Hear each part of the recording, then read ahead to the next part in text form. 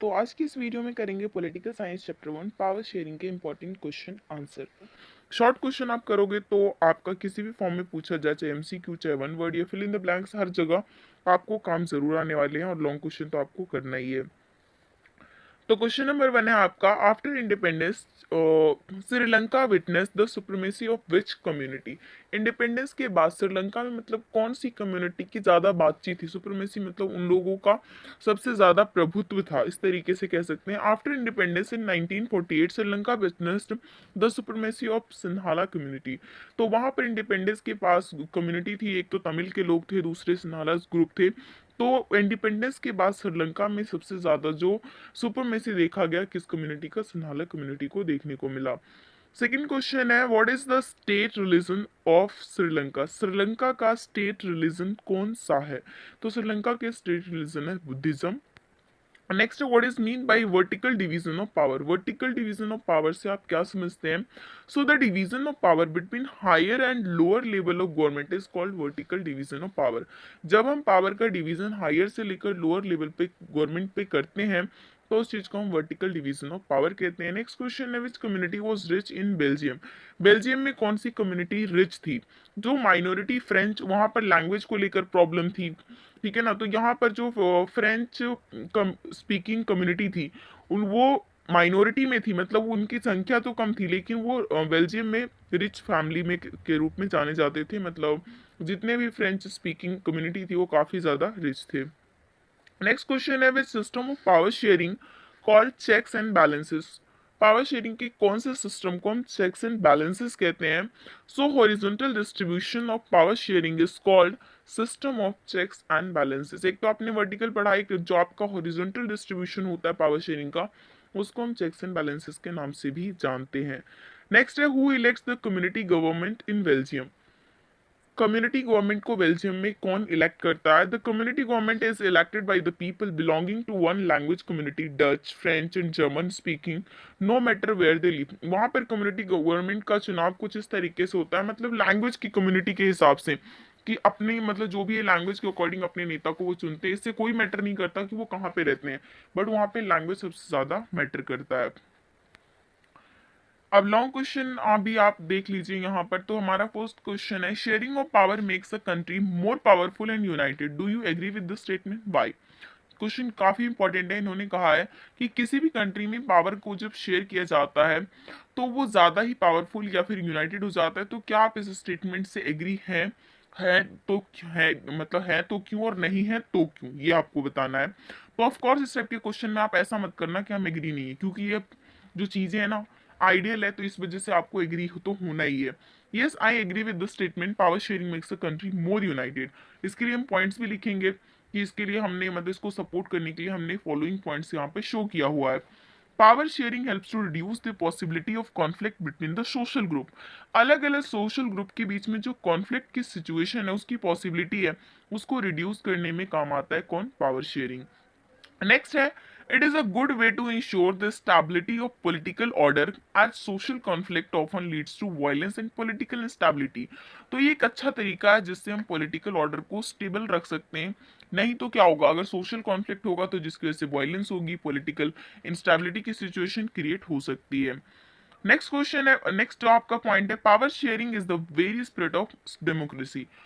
Power sharing जो है किसी भी डेमोक्रेसी की आत्मा की तरह काम करता है, मतलब बहुत ही ज्यादा इंपॉर्टेंट है। The concept of democracy is a system government of the people bye the people and for the people which emphasize on distribution of power among the people.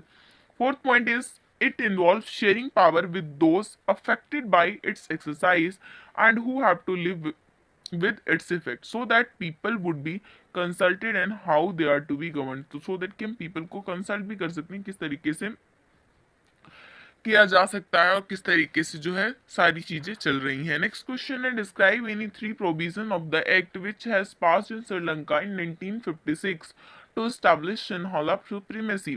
Sinhala supremacy के लिए 1956 में जो है नया एक्ट आया जिसके अंदर प्रोविजंस लिखे हुए। तो यहाँ पर आपको उनमें से थ्री प्रोविजंस को यहाँ पर आपको बताना है, तो इसको आप तो अच्छे तरीके से लर्न कर लेना है।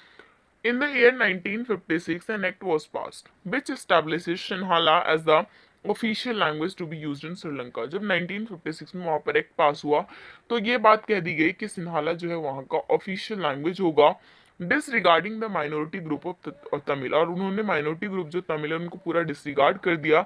The passing of this act created a feeling of alienation among the minority group, और जिसकी वजह से जो है माइनॉरिटी ग्रुप को काफी वहाँ पर मतलब कि ऐसा फील हुआ कि मतलब कि जैसे वो एक अलग ही जगह रह रहे हैं। Sri Lankan Tamils and they started to feel left out from the society, और फिर धीरे धीरे क्या वो सोसाइटी से अलग होना उन्होंने शुरू कर दिया। सेकेंड है, the government then started adopting and formulating government policies that favoured the Sinhala people in government jobs and for the university position. मतलब गवर्नमेंट ने इस तरीके से भी रूल्स बना दिए जिसकी वजह से मतलब चाहे गवर्नमेंट जॉब के बारे में बात करें या फिर यूनिवर्सिटी के एडमिशन में, तो वहाँ पर भी वो सिन्हाला लोगों को फेवर किया करते थे, which made the Sri Lankan Tamil feel ousted, जिसकी वजह से तमिल लोगों को और भी ज्यादा गंदा फील होने लग गया।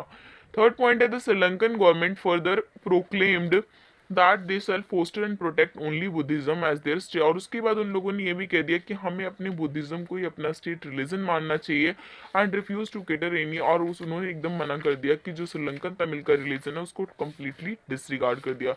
तो ये उनके 1956 में एक्ट आया था जिसके अंदर सिन्हाला को पूरा सुपरमेसी दे दी गई और तमिल वालों को पूरा नेग्लेक्ट कर दिया गया। नेक्स्ट क्वेश्चन है, explain how Belgium was able to solve her ethnic problems. आपको बताना है कि बेल्जियम वालों ने जो वहां पर जो प्रॉब्लम थी तो वो किस तरीके से सॉल्व कर पाए। When the Belgian leaders recognized the existence of regional differences and cultural diversity, they amended their constitution 4 times। उन्होंने 4 बार अपने कॉन्स्टिट्यूशन को अमेंडमेंट किया ताकि जो डिफरेंसेस चल रही हैं सोसाइटी में, सोशल में, तो उस चीज को कम किया जा सके। तो ये जो तरीके थे जो उन्होंने किए, जैसे इक्वल नंबर ऑफ मिनिस्टर्स उन्होंने इंट्रोड्यूस किया। The government of Belgium has equal number of Dutch and French speaking minister. वहाँ पर लैंग्वेज को लेकर प्रॉब्लम थी तो डच और फ्रेंच दोनों को इक्वल इक्वल जो है एक नंबर ऑफ मिनिस्ट्री दिया गया। This has been done to give equal power to the majority and the minority, और ये इसीलिए किया गया ताकि मेजोरिटी और माइनॉरिटी दोनों को ही इक्वल पावर मिल सके। Second point, setting up the community government.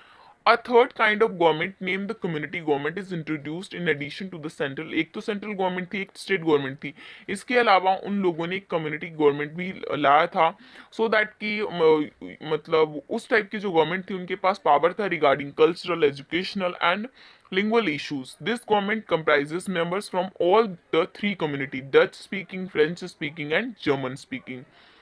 और उसके बाद थर्ड पॉइंट है आपका fair share of power. Many powers of the central government have been given to the state government of the 2 regions of the country. The state government are not subordinate to the central government but are independent.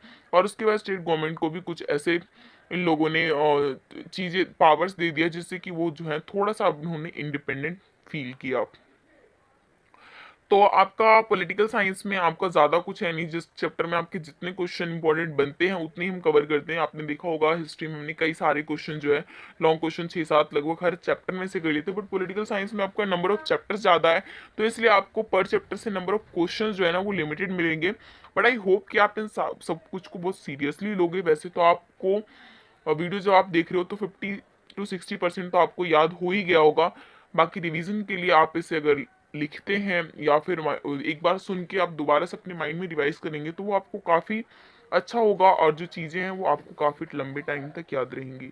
बाकी video को like कीजिए, अपने friend के साथ share कीजिए, channel पर नए हैं तो सब्सक्राइब करके बेल आइकन भी क्लिक कर लीजिए ताकि हर नई वीडियो की नोटिफिकेशन आपको मिल सके।